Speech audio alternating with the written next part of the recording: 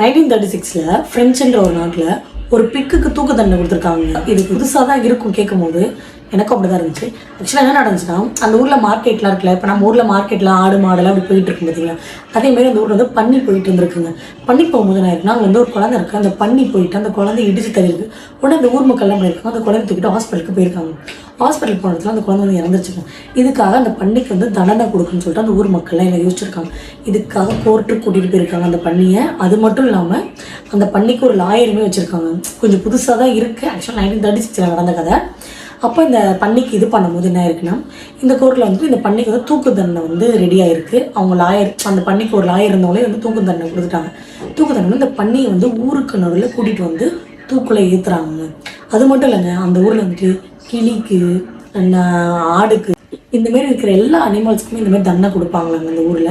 அது மட்டும் இல்லைங்க, இந்தமாரி விவசாய இடத்துல வந்துட்டு வெட்டுக்கிளி கூட அந்த இதை சாப்பிட்டுருச்சுன்னு சொல்லிட்டு வெட்டுக்கிளி கூட தண்டனை கொடுத்துருக்காங்களாம். அந்தமாரி ஒரு ஊராங்க இந்தமாரி வந்து அந்த நாட்டில் வந்து நடந்திருக்குங்க.